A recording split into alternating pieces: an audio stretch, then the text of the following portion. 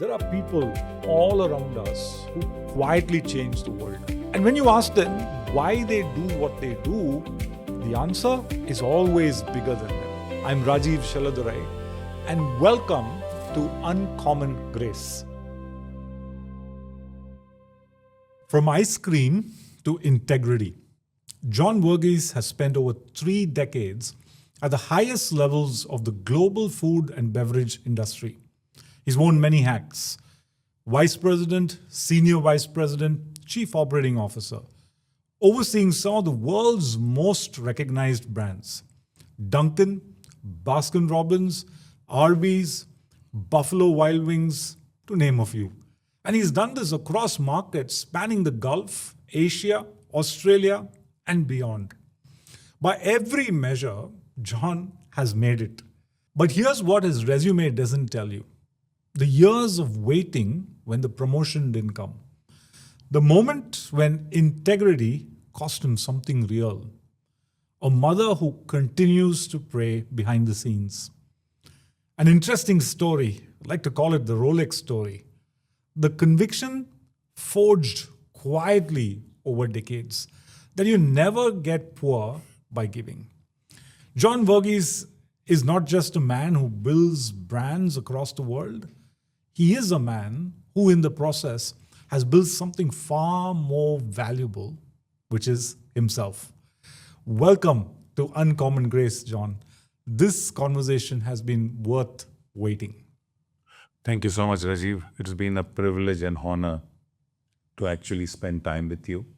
When I heard about this podcast, I visualized myself being here telling my story. Wow. So thank you so much for this. I really appreciate this time, and thank you so much for that. Yeah, thank you, John. Actually, the pleasure is ours. But I want to just get started, right? I mean, you made it. When you look at your resume, you look at what you're doing, by all measures, you are successful. But I want to get behind the scenes. I want to get where it all started, right? So it'd be interesting if you can just take me back to your childhood, right? I want to know whether you were born with a silver spoon, to achieve this level of success, or what's the story? It's an interesting question.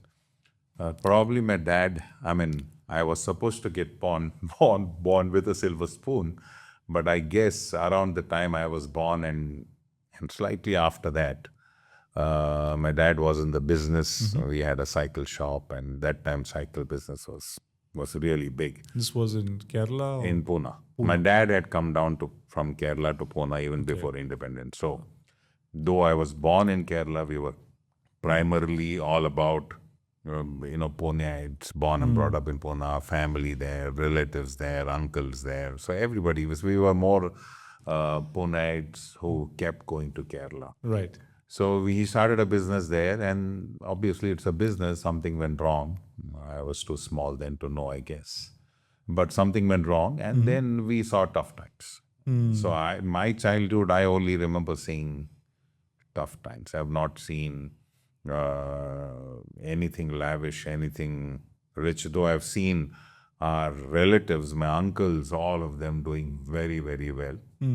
So I had was a it lot of cousins. like a joint family system? No. We were all living separately, but all very close to each other. And anybody coming from Kerala used to all take one colony, and then, literally everybody was there. So we were one of those. So all my uncles, my cousins, my close friends, and all are there. So you actually see who's doing well, who's not doing well by what's happening in and around. So we were literally hand to mouth at that point of time, and we could see others indulging, So it was very, very tough, So even so much so that even getting the fees or the basic education itself was a tough scenario, In fact, luckily the government then, there was some kind of a scheme by the government that was called economically backward class. So there was a thing called EBC. Wow. There was OBC and other things. This was EBC, which is purely economically backward class. We qualified under that. Oh man. So, but every year you have to go and present your case, and that is where it was difficult. And so then, So we got that, but there were times when we did not get for 6 months. Then you have to go back and we have struggle again. So what did this do to a young mind? Actually, it affected me, one can say positively, but it did have an impact on me. Over time, I can say that, probably I managed, and my brother and we both managed to channel this into something more positive. But to be honest, that time it was quite depressing, Yeah. very humiliating, trying to go to, some Social distance. gatherings and all that would have been a challenge. Yeah, right? you feel inferior going to any social gathering, whether you're wearing the best of clothes or not, whether they are wearing better clothes, and you start comparing. That is the nature of the beast. You see things and you start comparing to what others are wearing, whether it's good clothes, whether they have a scooter, we have a car, whether they are Yeah. going by bus, you go walking, so on and so forth. So it has an impact on you. Over time, maybe it got channeled into something positive, but at that time was quite, it affects, probably, I don't know whether it affected or not, but it starts questioning, you start worrying, you start seeing others doing well, and those kind of things. Even things like going and asking somebody, including our distant relatives, not my uncles, my direct uncles, but there were many others who said they will help. And then I remember once me and my brother went to one of my dad's uncles, not my uncle, my dad's uncle, because he had a lot of money, he got married, we thought, and he said he will give money to, fund our education for whatever time. After having said, we go there, and he made us come some 10 times. Wow. And then every time we come back and tell, my parents, no, we did not get. He said, come tomorrow. And you know how school is, right? There is a date when You you have to pay the fees. So suddenly there is pressure everywhere. So I remember this incident I remember very distinctly. And that definitely had an impact on me long term. I mean, uh, I remember much before I starting work. I did not, obviously we were poor, so we did not have money. But when we started work, one of the things I said that to myself then, that if at all I ever give money to somebody, I will not make him feel bad. Oh, that's powerful. Because, once having gone through that, you know what a person asking Right. is going through and what his feelings are and how small he feels at that point of time. And then at that point in time, you are helping somebody, you are not buying in. Correct. You are not, just by your helping does not mean you have a right over it. That is so So, powerful. because I felt that way. So it was more of me. So the person helped, but in the process, he made you feel small. Yeah, I mean, like even the process leading to the help was like, I'm doing you a favor, so I'll give whenever I want to, and so on and so forth. So one is, if you want to help, you help.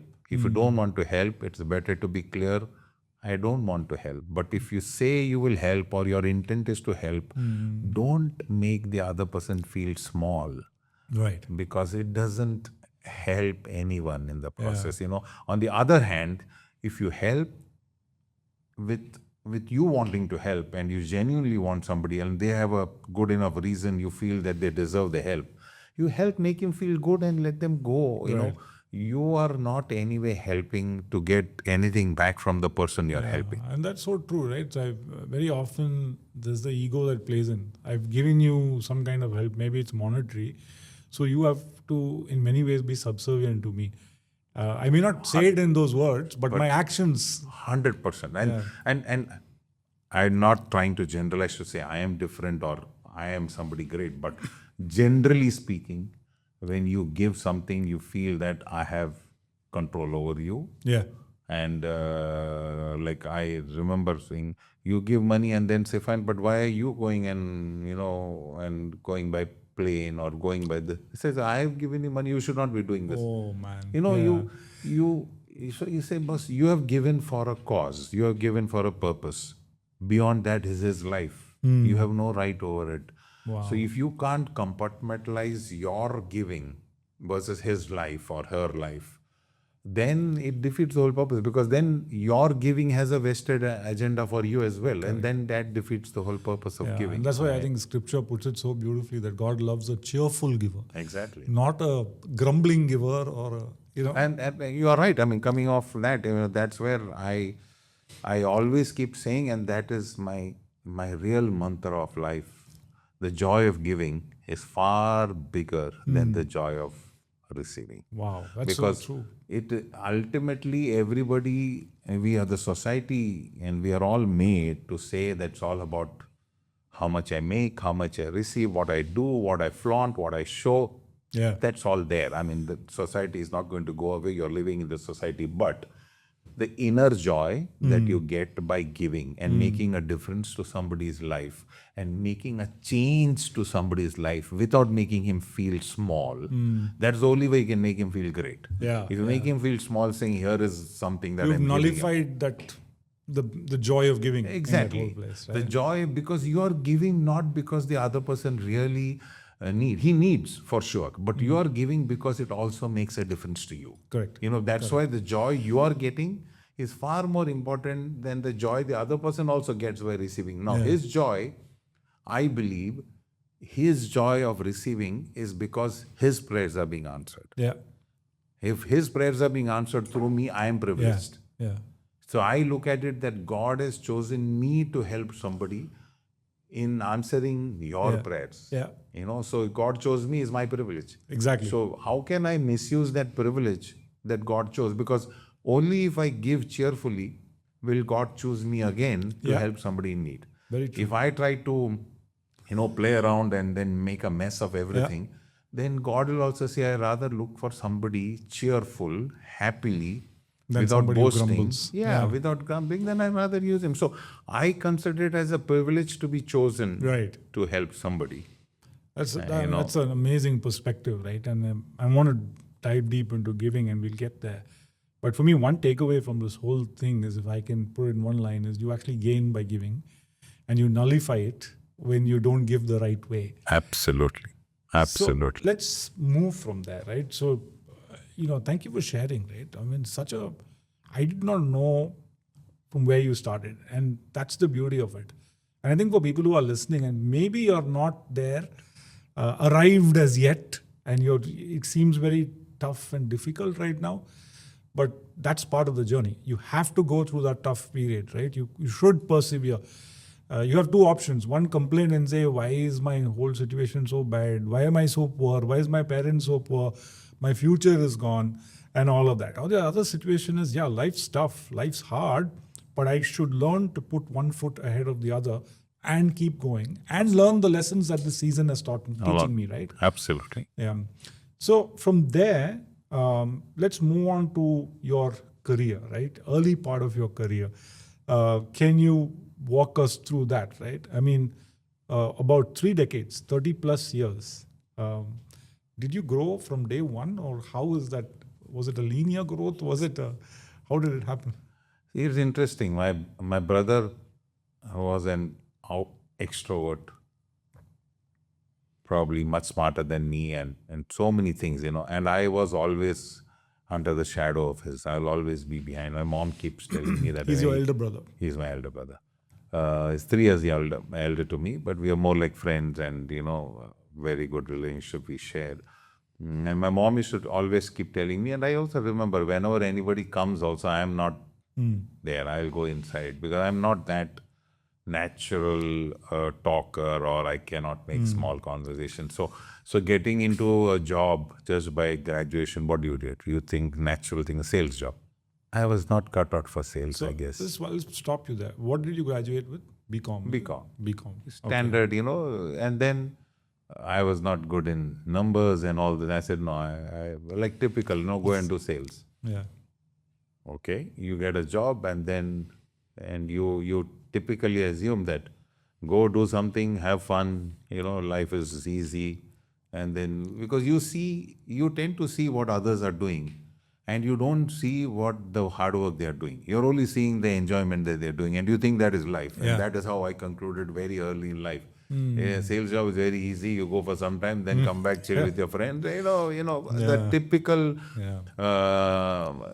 feeling that this is what, because you always tend to see the end product, not the journey. The You journey, don't see what is happening there. So I guess I saw that and started working. And in the first job itself, within 5 months, I lost my job. Oh man. And I was selling chewing gums and bubble gums. Oh, okay. Big fun and fresh enough for people to Big know fun. it's not. Yeah, it's I remember it takes me back to school days. seriously. Those are the days I used to go shop by shop, trying to sell chewing gums and bubble gums, and but I lost my job, and then I remember coming back home, and it took me a long time to come back home because again, one was I was feeling defeated little bit, but more than that, the feeling that at home we needed the money. Correct. So it was not more like, okay, what am I feeling and what do I do next? I don't think I thought much that way. I was thinking like, what will my parents think? We You need had the a money. contribution to come in. Yeah, and then that is not there. But they treated me so well when I went back. They said, no problem, we'll try and we'll pray about it. And, in all these negatives, it was always the prayer component that was constant. My mom used to always say, don't worry, we have gone through so much. We have come this far, we'll come out of this as well. My mom's prayer was the strength. And not once did they, make me feel, inferior or defeatist or... So good to hear, because you had a good, no matter what the situation was, the support system was there. Absolutely. I mean, I'll talk about that more as well, because the support system is what makes you who you are. We tend to take that for granted, but that is key. Even when after losing a job, when we desperately needed, not once did they say, oh, you're not capable, you're not doing this or what. Surely said, work hard, give 100%.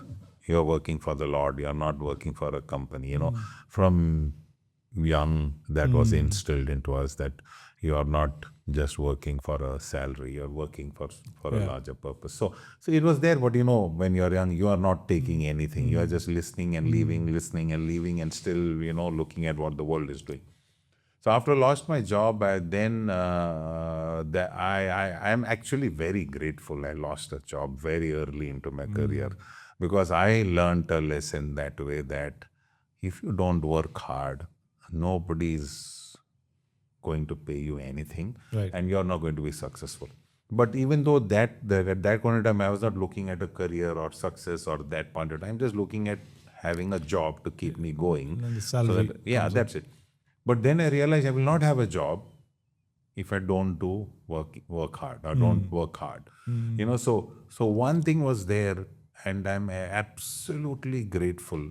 Many people lose jobs for whatever reasons at different times, at points of time in life, and every time you lose something, it teaches you a lesson. Correct. I was so grateful that I learned the lesson in my first job, and not 20 Later on years, in life. 30 years later, where it is so difficult to even recover back. Correct. So I learned that lesson hard way, and after that, anything I did, it had my 100%. Wholehearted. Complete. And I believe that is where God guided me early, very, very early in life, saying, you can have fun, but don't play around with your job. Yeah. This is a serious business. You're working, somebody's paying you money, they expect things in return. So that philosophy, and my brother was doing well, so I could see him working hard and me taking it easy. So all of that I could Opened your eyes. completely. After that, to grow, because of God's grace and His kindness, blessing, I have not lost a single job, and I kept on doing well academically, and went on. From a work point of view, after that job, I started doing better. And you were always in the FMCG line? Always in the FMCG in India, and then when I came to the Gulf, I moved. You can say FMCG, but it's primarily, we call it quick service retailing, the QSR part of it, which is the fast food stores like the Baskins of the world. But always into food. But that early lesson was an amazing lesson in terms of how there is no substitute for hard work and and you have to do full justice, because it's also about values, right? Because if you don't do it, you are actually cheating. You're taking salary and cheating, so How can you create value? yeah, exactly. If you're not You creating have value, you won't get paid for it. nothing, so It's amazing. I mean, what I like, and just 2 points you've spoken, and it gives me a very clear idea of you as a learner. You are learning from life. You learned about how to give when it was difficult for you.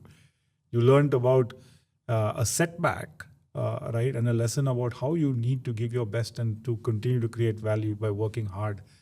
So that is commendable, and I think that's a lesson that we all should kind of learn, because life is teaching us lessons all the time. The question is, are we learning or not? Which actually comes across. I'm lucky to have learned from. See, at the end of the day, you have subtle learnings then. It's only time that tells you whether the learning was, so over Acted on or time, not. it's good to share now. That journey there is always a bumpy journey. It's just a question of how you come out of it. Yeah. And that is where the stability factor in all these ups and downs is the stability at home and the prayer at home and what instills you, what gives you the confidence. It was not money. Right. It was not security. We did not even have a house. We did not have anything. So it was not that I have ancestral wealth that will give me the Something to stability. fall back on. There was nothing to fall back on. You had to do it yourself. but trusting God. Absolutely. And then still feeling good about when you come back home has got something beyond money, something beyond anything. It is the trust that, we are praying. We are a praying family, and you will get out of this. There is a time and place for it. And that's a beautiful dichotomy that you're talking about, right? That we are trusting God by praying, but we also have to do our part, which God has given us. Exactly. Because sometimes we tend to take an extreme position. I will only pray and do nothing about it. Or I will do everything about it and not trust God, right? Both are dangerous. It will not work. You need both to work together. Absolutely. So you did your BCom, then you did your MBA. How did the MBA happen? Yeah, that's an interesting story. See, I was happy, again, as I said, do my job, move on, life goes on. Till then, not bothered about career or anything.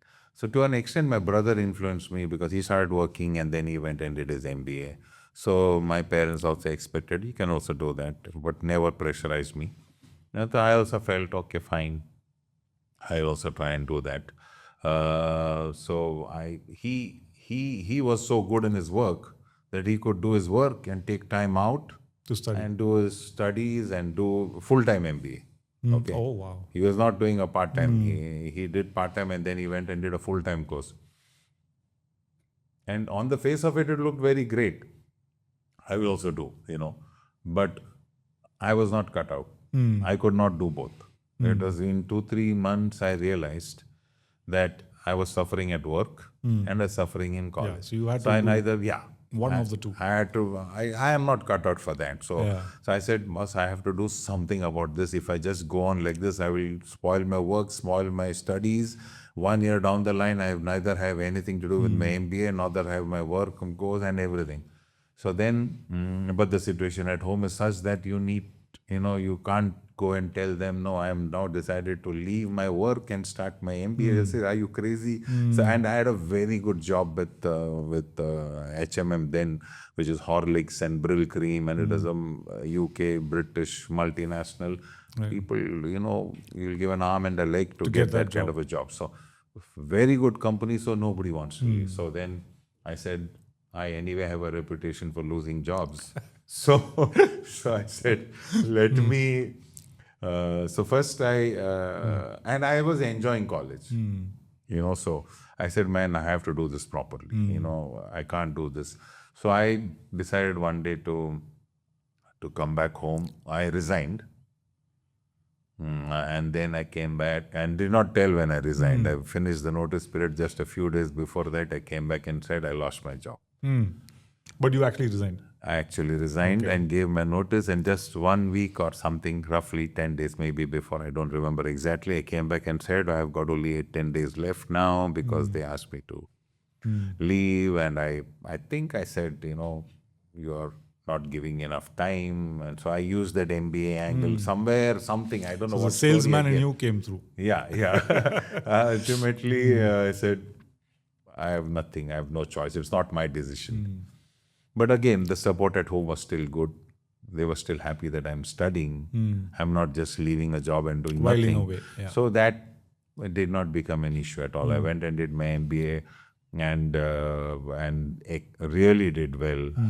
And to me, that changed a lot of my life on who I am today, to how I became more career focused, aspirational, trying to do something in life, all came through that big step. Yeah. And it was only after I finished my MBA and when I got the next job, and frankly, I had forgotten that I had told home something else, that I told my dad and mom that this is The actually real what story. happened. Yeah.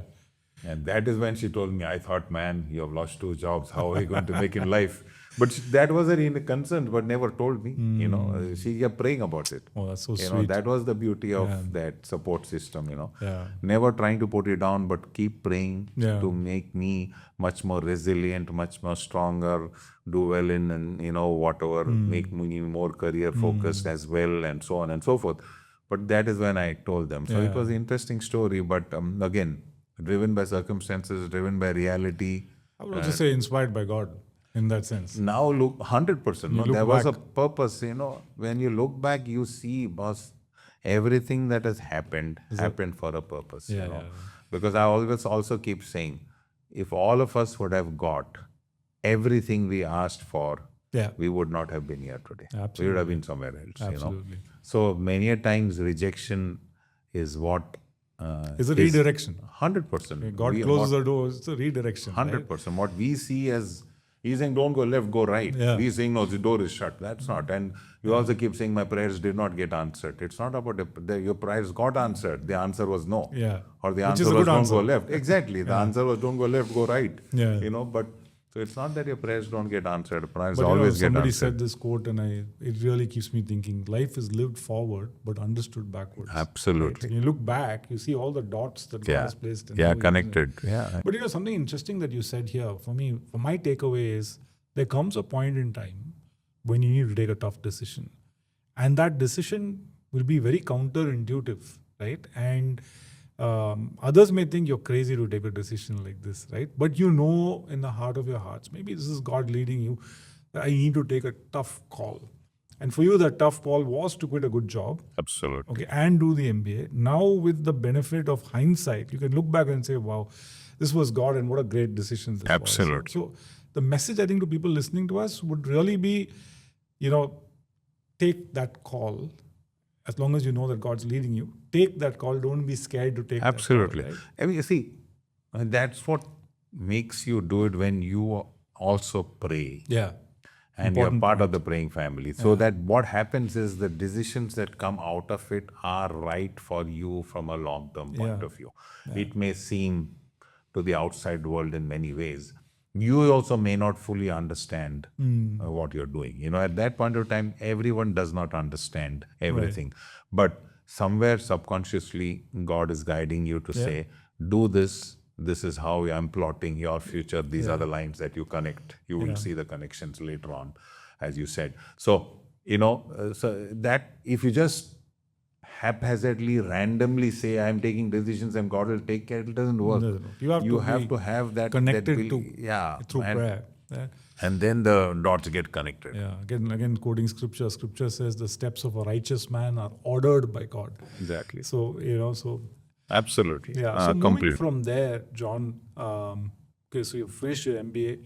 Now you kind of got a steady job, and now you're not just in a job state. Now you're in a career building state, right? Absolutely. How was that career building state? Did you grow from year to year, or how did your growth happen? See, initially was good. I moved from, after my MBA, got a job there in India. And then out of the blue again, God sent, I was down with, I was working for Vadiyala Ice Creams there, down with John Varughese, not feeling well. My brother was working for Indian Express. I was sitting there with sick and tired. I saw an ad. and put a handwritten note and just sent it and forgot. Those were days of no internet. Nothing. So I saw an ad and said, okay, I put a handwritten note, told somebody there, just send it. And I completely forgot that I even applied for a job in the Gulf. I got the job like in 60, 90 days. And I am so happy-go-lucky those days, not even knowing where I'm going. I said, anywhere. Then I realized I'm going to Saudi Arabia. Nothing is there, Which year was this? 1993. So I have no idea where I'm going, what it is, not bothered. I only knew there was nothing I could do there from a church or nothing, So, but work, I said, I'll go. We went, and then I did well there. I was working for the Baskin-Robbins franchisee in the region. I was heading Saudi Arabia. Then I became head of the Gulf, got promoted in 3-4 years. So were you married at that time? No. Not yet. While in Saudi Arabia, when I went, I was not. While in Saudi Arabia, after 3-4 years, I got married. And Suja came in, and obviously she also found Saudi a little different and strange, but that was all fine. And then eventually I got promoted and moved to Galadari Ice Cream here, handling their Gulf business. So great, 4-5 years, doing even better. And then 9/11, see how circumstances get you, right? 9/11 happened. There were 2-3 people from Dunkin International here, 2 Americans. And you would imagine 9/11 happened there. This place is safe. But they decided they want to go back to their home country, So what that did was gave me an opportunity. And I went and asked, can I join the American company? Galadari, Mr. Abdul Latif Galadari was so kind to said, you go there. Because they can say, no, you're going So to... you're moving from franchisee to franchisor, company. yeah. And usually they say no, but he was very nice. He said, okay, you go there and take care of us. So I believe I took care of him till the last day I was working, 30 plus years. But I went there, and then I joined an American company. So life is great. Everything is good. So once I joined there as an international business manager. And you were based in Dubai? Based in Dubai. So everything is fine. Initially the aura of working for an American company, everything is looking good. But 1 year went, second year went, and I'm used to now suddenly doing well, everything. And suddenly I'm in this global ocean now. Not from Middle East, I moved into this global bucket. Suddenly I'm feeling a little left out. Nothing much is happening. 2 years, 3 years, 4 years, no promotion, no recognition, nothing. And the numbers were also good.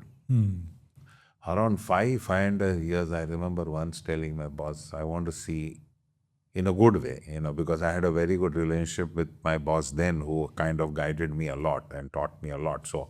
But I said, I want to see how long are you going to stop me from getting promoted? Because I've got numbers backing up, They probably saw that I was not showing enough leadership skills. Obviously, they have their reasons, so I'm not questioning the reasons, but I want to see, let me see, good performance, how long will you stop?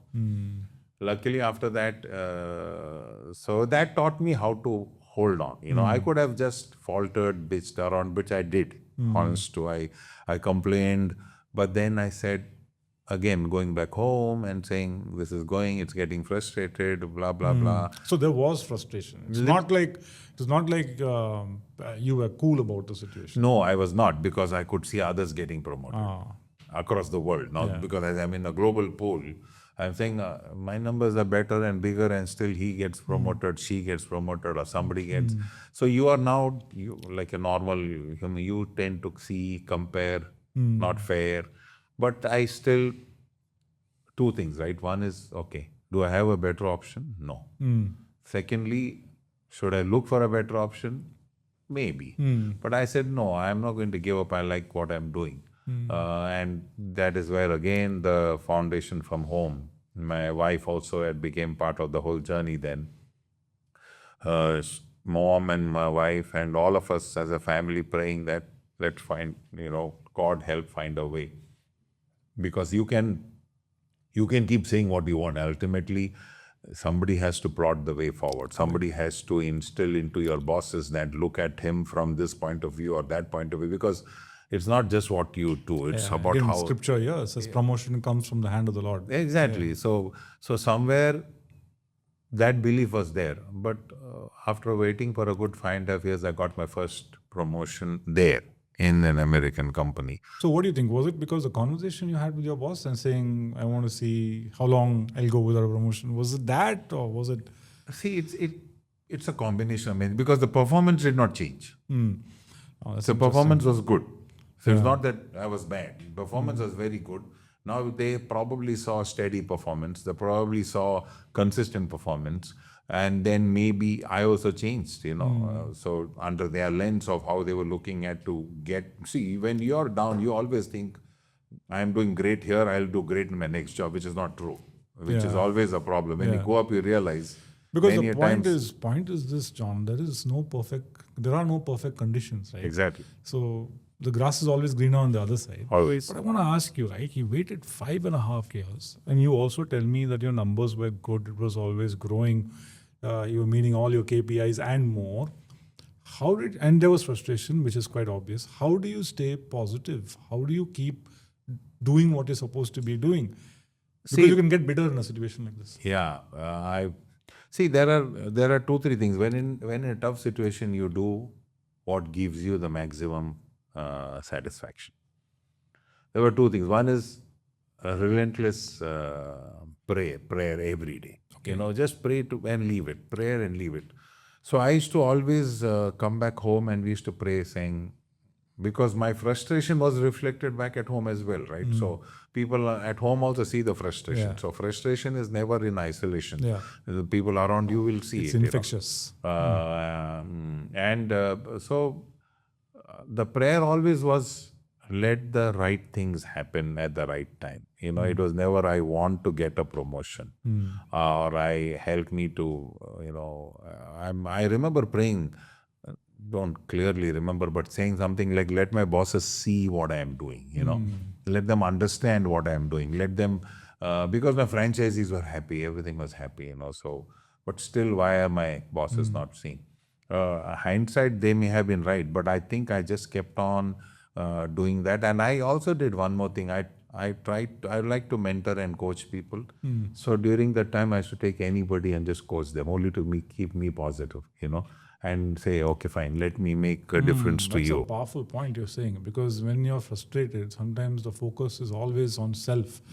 The moment you take that perspective of self and to others, It changes a lot. and this actually ties into the point you said earlier about giving, which you said when you give, there's a joy that you get. Absolutely.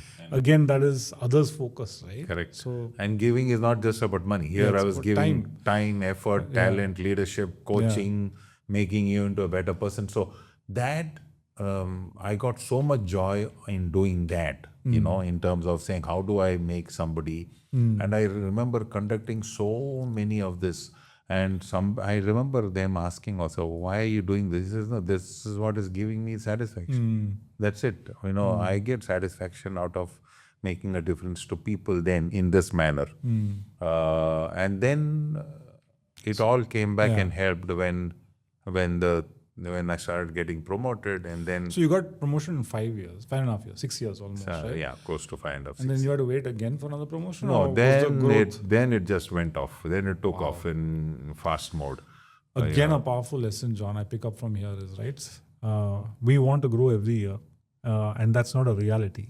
And we're living in a geopolitical situation which is not ideal. It's dynamic, and therefore the economics coming out of a geopolitical turmoil is crazy. A business plan that you put at the beginning of the year is not valid after the end of the month. Absolutely. Right? So the point is this: you got to stay faithful. You got to be a good steward. You got to be excellent. You got to do what you do, generate value, and just wait. Right? Sometimes you may get your growth in a year, 5 years, but hard work, sincerity, great stewardship is there's always a payoff. Correct. But you got to be willing to hang in there. And maybe that is the learning you have to go through. You're making you harder to become ready for the next position. You're thinking your job was only selling, Yeah. but Probably God is telling you, see, you're not ready. If I promote you today, you will fail. Correct. Let me make you a little more resilient. Let me go through ups and downs. That's a Let powerful me make point. it much more stronger. Then I'll give you the next so that you will be successful. There is no point in giving you the next position When you're and you not fail ready. there. Yeah. So I rather let you become hardened, strong, resilient. Yeah. Learn to handle ups and downs. As you Yeah. said, the geopolitical situation here has always been volatile. So if you go through one or two, it teaches you how to handle. Correct. So during those days, I went through all of that. And so when I went to the next position, I was probably ready Yeah. to take that position, not decided by me, but By God. God Yeah. deciding, saying, this is the time I'll tell you. So it's not about being eager for designation, but rather readiness, which is more critical. 100%. Is important. Yeah. So you got promotions and all of that. What's been your toughest challenge when you look back at your career and say, man, this was a tough season. I almost felt helpless in a scenario like that. What was a scenario like that?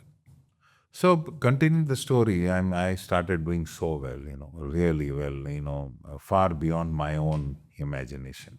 And I could see a hand of God in everything. And I was doing well, and just before COVID, maybe 1.5 years before COVID, I would not like to take names and this thing. Sure. So I was reporting to the head of the company, global, everything all good. And I was asked to take somebody in a region where I took, Who would report to you? who would report to me. It was a lady, I was not very pleased, but the CEO knew. I said, fine, does not matter, as long as you're working, I have no problem, and these things happen, little bit, I know this person, take this person, but maybe there was something more there or something, and I was now Between the two. between the two, That's and your CEO and the person who's joined your team. And because they knew each other, there was a lot that was exchanged directly, and I am now feeling So left you're out. sandwiched. Yeah, of a big region of the world. So Southeast Asia, that whole Asia region, now suddenly I am now hearing information and I'm feeling what is happening. And suddenly I have been sidetracked of many things, and and for no rhyme or reason. I don't know what was going on. They knew each other well. They worked in the past before. Whatever that was none of my concern. But I knew only one thing, that I am doing everything right from a work point of view. Again, my numbers were great. My consistency of numbers across the world, all my markets. I was handling all markets outside of US for Baskin and Dunkin then, because it had not yet acquired the new brands. It was only Baskin Dunkin. So all markets outside of US, and phenomenal numbers. So nobody could point a finger and say you're doing a bad job. But this was just eating completely, and it made my life so miserable. And there are things that I cannot even say, but it went on from bad. It always starts like this, and then there's a lot of things that happen, interference, so on and so forth, and life became Difficult. miserable. I mean, really, really difficult. Wow, I can imagine. Because the beauty about my work was I enjoyed what I did. I always keep saying, when you enjoy your work, it is no longer hard work. It is fun. When you don't enjoy what you're doing, it is hard work. So I was enjoying, and now I started finding my work painful, hard work, tired. Not because the work was hard, but because of this equation that was there. And work was not. Even then, even now, or even then, I was to say, was work is, you asked me to work 24 hours, and those days I used to travel all around the world and work and into meetings. I am never tired. Weekend, weekday, every single day I was working because I enjoyed it. It's not because anybody asked me. I had fun working. Suddenly the joy of working was removed. And it became very transactional. There's that, and I felt, man, what is happening? So it went to an extent that it became so bad, and obviously everybody at home Knew about it, and there were things that was happening.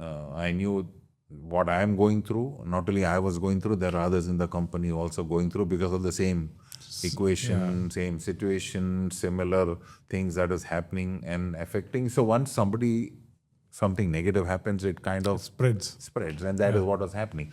But I'm saying, so how long do I wait? I mean, it went on for 1.5 years. So it's not that I said, okay, fine, overnight I'm going. So what were your options in a scenario like this? I did not want to leave because I am a believer in a long term. If you look at my career from the time I started working for Baskin-Robbins in the Gulf till the 2024 end, I was still connected to Baskin. So I have not left for money or anything. I am not long-term player. Yeah, I am complete long-term and committed to what I do. So this, I said, now what? If it's affecting me now, So at home we sat and we prayed like always. And around August 2019, September 2019, I remember sitting at home and we were all praying and saying what to do, how to do. And then finally we said, Bus, I can't take this anymore. In February of 2020. COVID time. Yeah. So the decision was taken before COVID because August 2019, there was no COVID. So we said, and the reason I said February was simply, because the bonuses get declared in February. I take my bonus and say bye-bye. Yourself a date too. Yeah, and then I said, once the bonus comes, usually used to come February and March first week. Once that comes, March, I'll resign. Whatever notice period, March, April, bye-bye, and start looking for something else or do something. So we had decided, he said, fine, because you can't let it affect, because it is affecting my health, it is affecting my mental state, it is affecting everything, because the frustration was it does not work. It is something beyond work. And then how do I fight a battle for which I am not asked to fight? This is not a battle. If you tell me work, you have every right to tell me, this is some other battle. So I said, I can't play this game, so... And then it happened, and then we said, okay. And so we decided, but that gave me a lot of peace of mind that fine, there is a timeline on which I'm going to now work on, and this is how I'm going to work on. So I was a little more relaxed. And then October, somewhere around October end, I get a call from my CEO and the chairman of the board saying, the company is now going to be sold. So you're planning to quit, but the company is going to be sold. Yeah. And that meant a lot of benefits for me personally as well because of stock options and so on and so forth. So it was like a dream that I never thought of. So money came in much beyond what I had ever dreamt of. But more than that, what happened was, as the company got sold, the company now became part from one, gone to a different group. Obviously, the new group now runs the show. And by default, the bosses had to change. So no longer am I reporting to this problem. Suddenly I am moved on to something else. So with due respect to the old people who are running, from a business point of view, I had a great relationship. So I had not complaining at all about them. But what I'm only trying to say is, when I had a problem that I could not solve, my God decided to sell the company and get me a new boss. Amazing. So it was a $12 billion decision. Wow. That took care of I believe that happened to take care of me. Yeah. Whatever the reason commercially there for me, he said, wait, because I could have decided to resign in August. Yeah. I would have lost money. I would have lost position. I would have lost everything. Correct. But he said, no, wait till February, because he knew. I thought it was bonus, but he was saying, no, wait, because something else is happening in between now and February. Yeah.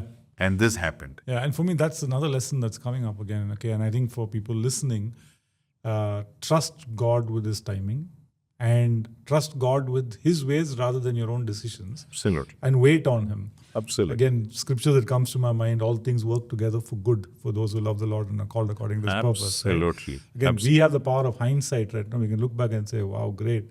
But for people going through it right now, I think your story encourages them to say, just pray, wait, show up. Yeah. Right? Absolutely. And hang in there. Absolutely. Having patience and going through, And give everything time. Yeah. Give yourself time. Give God time. Give everybody time. Absolutely. Anything can change. If a company can be sold and suddenly I'm reporting to different people, and suddenly life is back to normal. I mean, where can you cannot write a script like that. Absolutely. So the script is written somewhere in heaven. It's definitely not written by. No human could have told me, wait, you have a problem, I'll sell the company for you. It doesn't work that way. It's outside our Our realm thinking of thinking. ability. Yeah, absolutely.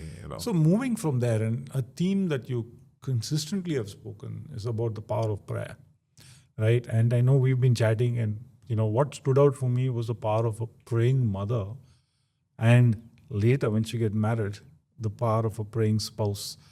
Can you tell us about the two women in your life? I know you got two other women. Your daughters are also there. I am only surrounded by women completely. But talking about your mother and then your wife and the power of prayer, that's one question I want to ask you. And the second is, have you experienced the power of prayer? You've already given us examples that, we prayed as a family, we prayed together. God, in many ways, in my mind, you're saying, sold the company just for me. That is, you can't explain that. That's the power of prayer we've seen.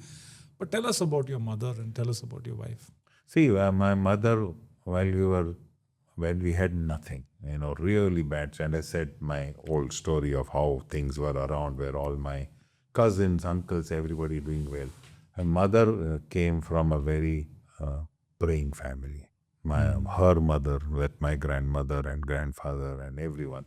So she was all along hell-bent on that. And that is what we saw. We did not see any money, wealth, nothing. But we saw only one thing, that the only asset we have. She was on her knees praying. Always, and crying and praying. And she taught us the value of fasting prayer. So prayer is one, but she says, if anyone fasts and prays, the effect of that is tenfold than just praying. Especially when you pray for your children, when you pray for a purpose, when you fast and pray, she says it's manifold, it's multiplies, So we are now seeing all of that and growing. Even when we were small, obviously we could not fast, but what we used to do, she used to fast every Friday for children. And she used to say, what can you sacrifice? So we used to say, we'll not eat non-veg on Fridays. That's how it started when we were really small.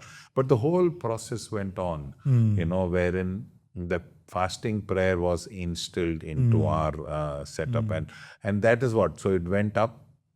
We became big wives, both me and my brother. Suja came into my life, but the same principles were instilled in her also. Suja did not come from that kind of, that much of a believing family, though she was a Christian. But she saw this and she completely embraced it to a completely different level. And these two then became the foundation, And to me, that is so important. It is like we are going for a battle every day. But when there is a problem, there is this family and the whole support, the backup support that is giving you and praying for you. The power of prayer. Absolutely. And so you pray for just your mom and Suja pray for just about everything, not just the big problems. It's just anything and everything. Like literally say, I have a meeting today. It is important. Please pray. And to me, what is important now is including my children, all of us, the smallest of problems. Smallest of, say, for example, a maid problem, something there, anything under the sun, it just goes into our family prayer and everybody prays for it. So you feel you're never alone. You feel that there is a battalion of, prayer angels supporting you in every issue. So any interview, any meeting, any big meeting, any small meeting, any presentation I have to do, everything I tell, even now, as I've come here, they are all praying. So tell me, I'm getting goosebumps. But tell me about this, John. You look back at your life now, your career right now, right? From where you started to where you are right now. On a scale of 1 to 5, where 1 is low and 5 is high, what is the impact of prayer on your journey? 5, 100%. Maybe more than 5. More than 5, there is something. Because see, if you see, like today what we spoke, where we started to where we are now, if you think it is because of my abilities, I'm completely fooling myself and fooling everyone. It is definitely not, because there are so many along this journey, so many more people, far more qualified, some far more intellectual, far more smarter, far more good looking. You can say any attributes you want, who could have and should have been there. Why was I chosen for this? It was not my skill sets. It was the prayers of my family, my mother especially, and our belief system and the values she instilled in us. Right. She used to always say one thing: wherever you both go, the companies will do well. Because the whole philosophy being, y'all, her trust in us that you will only do things straight. You will never play around, never cheat, never do any of these things. And because of that, and she even today says that, wherever you go, whatever you all touch, it is your blessings that will come on the companies. Will come on the Like company. Joseph, when he served in Potiphar's house, and their houses were blessed. Completely. So I 100%. I don't give attribute anything to anything. So when you said to me that when I started my life, we were not very rich, we were poor, I'd like to disagree with that. I'll say that you were rich because you had a praying mother, and that's the greatest wealth that you can ever have. Absolutely. Don't ever underestimate the power of a praying mother or a praying spouse or a praying parent. Absolutely. For that matter. And my mom is told now, if you ask her, she'll tell you hundreds of people she's gone and told the story. When they say, oh, my children is not studying, my child is not doing this. She says, boss, you fast and pray for your child. You will see a difference in life. And she has taught us also. So we also every week fast and pray. One day is dedicated to our children. Fast and praying for our children. And I know like at least 15, 20 people that my mom has said that they have prayed, and they have come back and said that after following fasting prayer for your children, they've seen the it has results. made a difference. Yeah. It made a difference. It's all about that instilling that God that honors that. Yeah, and trusting Him. You can't worry beyond a point. Control the controllables. You can't control. But our God. children have to face the real world, right? I Exactly. mean, how long can you protect them? Yeah, exactly. So you can't. So 100%. Yeah.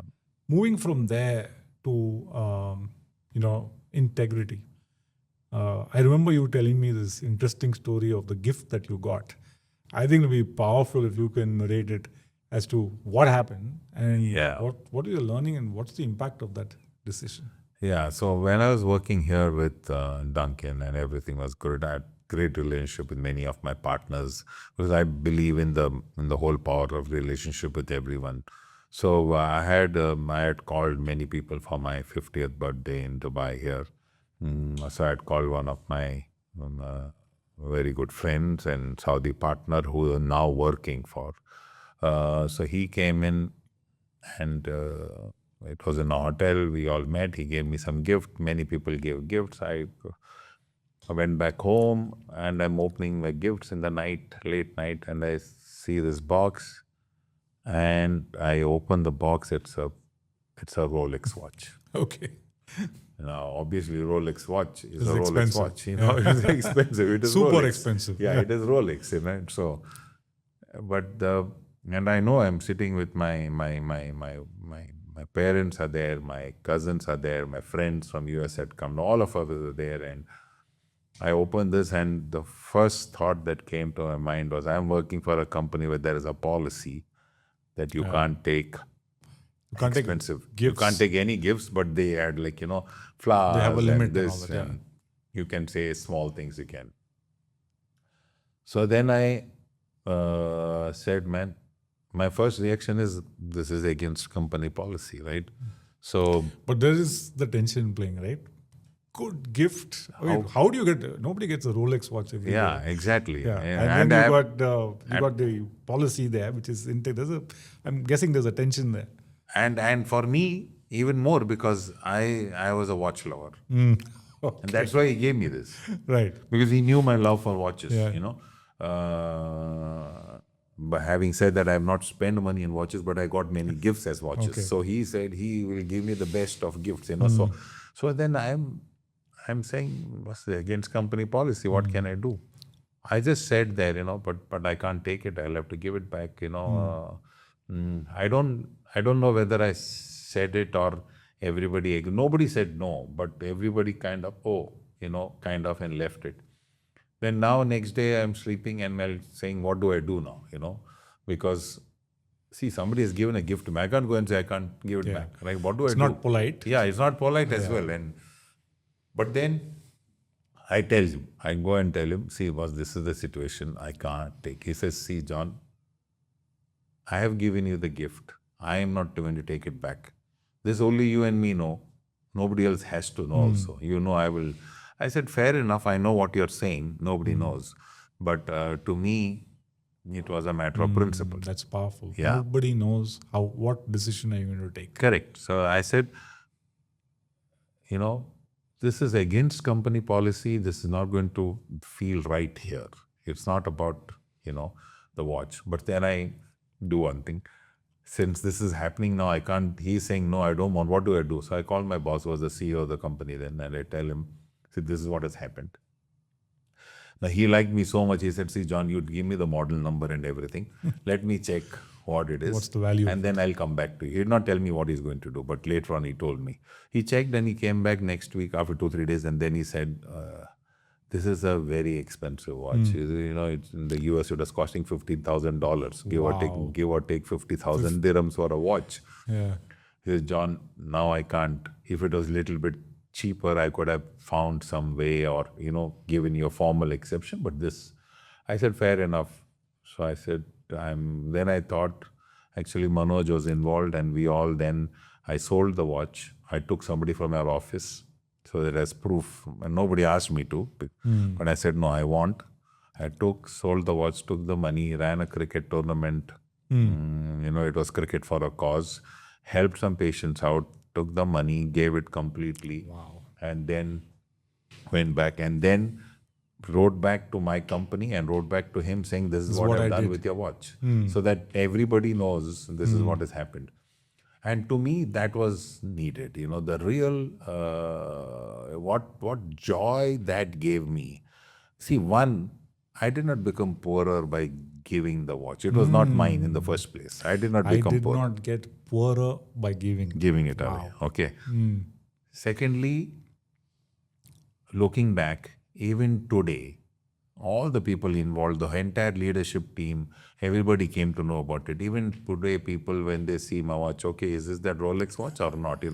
They are. See, the point, what you did when nobody was watching made you richer from inside.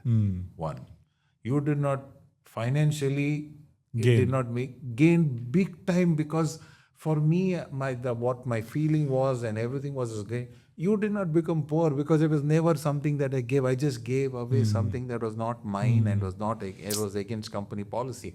So to me, what you do when nobody is watching is more powerful than anything you flaunt and give and do, because nobody in this world would have actually known that I had this watch. Yeah. But and that's so powerful, right? The natural tendency is that how do I look when everybody is watching versus what do I do when nobody's watching. And the latter is where you get that peace of mind. Absolutely. But the point is, the truth is that it's not that nobody's watching. God is watching. God is watching. And that conscious inner, this thing was that I am not answerable to people anyway. I am answerable to God. Yeah. And in the eyes of my God, it will be a letdown. Yeah. It is because if you feel that you have hidden and nobody's seeing, God is watching. And that is the fear.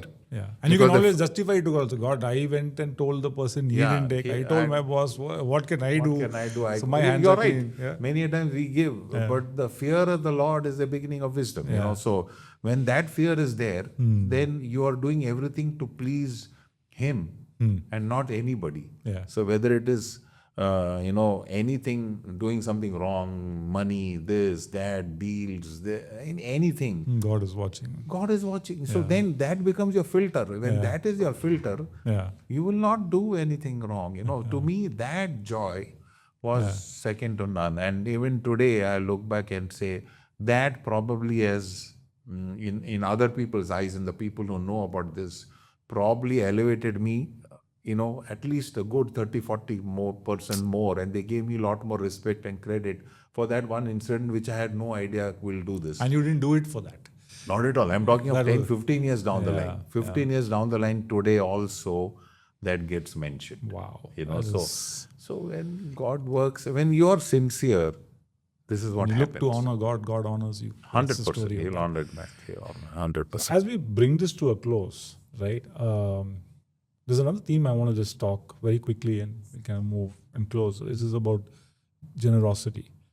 A theme that's come out across this conversation is about generosity. And I've also seen you, I've seen Suja, I've heard a little bit here and there. And if I had to think about John and Suja, one word that comes out is generosity, right? Tell me more about your thinking or your perspective of giving. See, as I said before, somewhere the joy of giving is the philosophy. That is far bigger than the joy of receiving. So the joy of receiving for us, by God's case, is for us what we don't need anything. God has been so kind. So if He has given you enough, what have He given you? He has given us good health. It's not just money. He's given us good health. He's given us ability to talk. As I said, giving is also about coaching, Time, leading, time, effort, hearing. It could be anything. It could money. So money is one of them. One of them. It's just not money. People should not think that, oh, you are giving because you have money. No, I'm saying I'm giving because maybe I have the ability to coach somebody, I have the ability to teach somebody, I have the ability to spend time with somebody, maybe just go there with someone. Just being there for someone. And, so that started driving the whole thought process. And you cannot drive this alone. If you're a part of a family, it becomes your family mission. Wow. If you think you're doing it alone, there will be 5 other people at home who will say, no, why are we wasting tension this? happening there. Yeah. This for us became a family mission. Like you see, I remember children saying we should always keep change in our car. For what? When we see somebody, you should be able to give. So to me, those are the things that give us more satisfaction. That when our children are starting to think that way, like even small things, because of this, even small things like we all have food at home, we waste, something happens.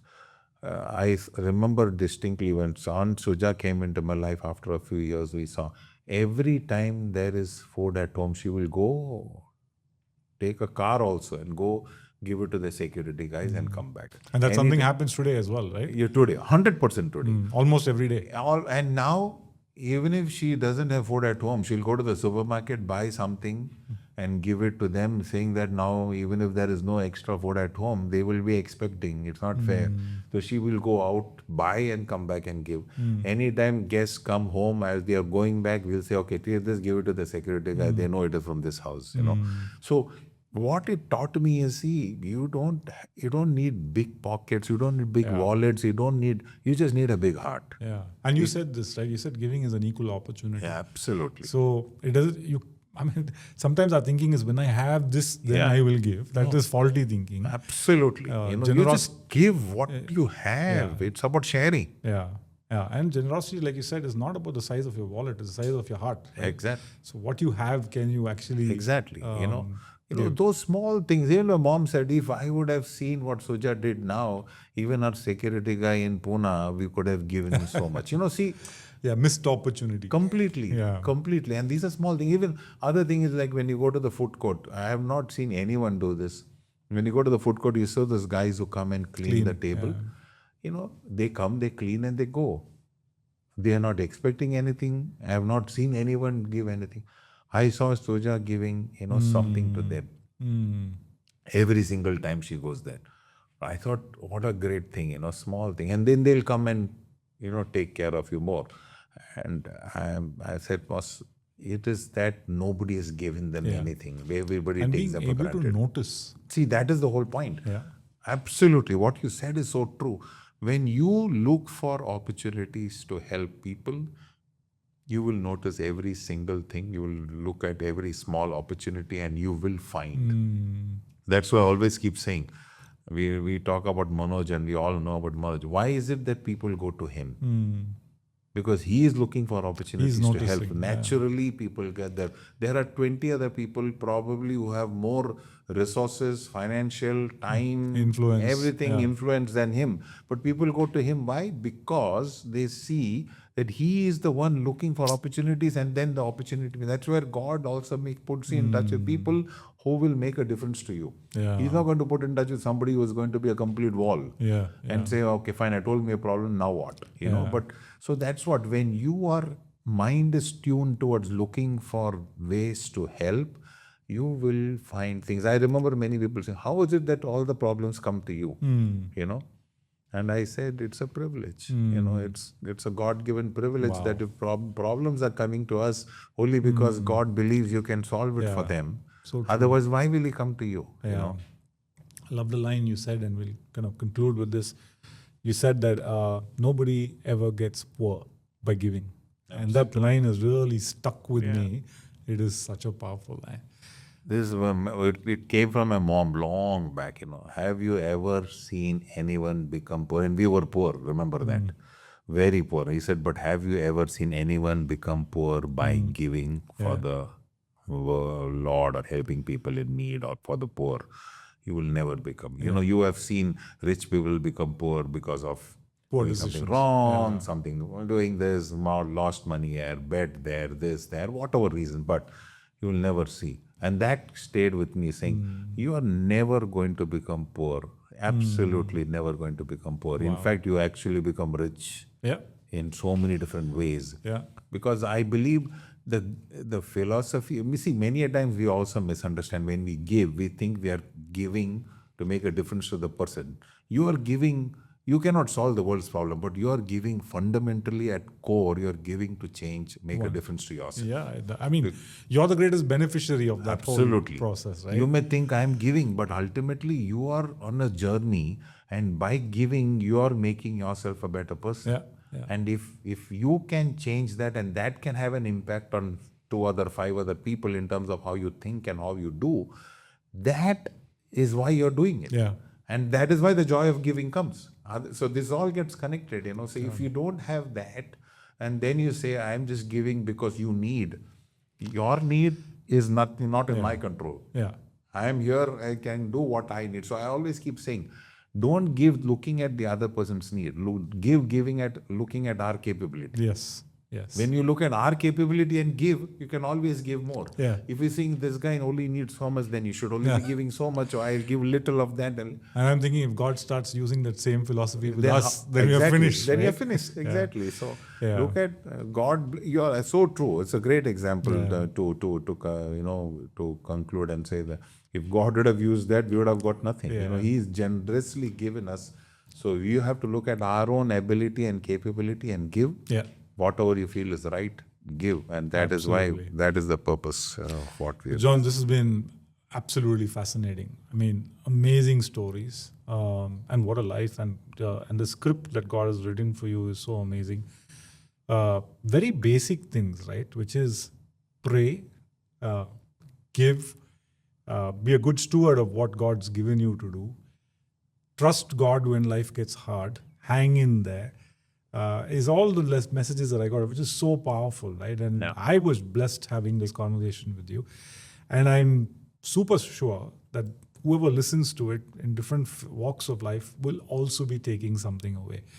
Grateful for your time and grateful for who you are, John. And we're going to pray for you that God's going to make you a greater influence and a blessing to many. Thank you so much. It's been an absolute privilege and honor sharing my experiences, which I've frankly never said because I don't like people to talk. But when you spoke and told the bigger, we are not talking of incidences, but the story. Yeah. And, I felt that it was an obligation on my part to share our stories and to tell how well God has taken care of us, and you can make a difference to the society. And because at times if we tend to focus, all of us tend to focus on the destination, we forget the journey. Yeah. If you live a great life, then the journey is great. You can actually influence. Your destination is anyway taken care of, and you can actually influence a lot more people along the journey, Yeah, and I'll just add one more thing. I think one day when we stand before God, we'll be accountable for the opportunities that He gave us and what did we do with those opportunities. Absolutely. Yeah? Absolutely. Thanks once again. Thank you so much. Thank you. Pleasure. Bye. Bye. Thank you so much.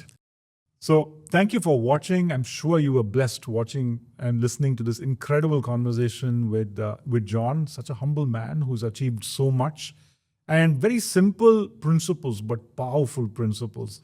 Do like, subscribe, and share this video because you never know who will be blessed by watching this. Until next time.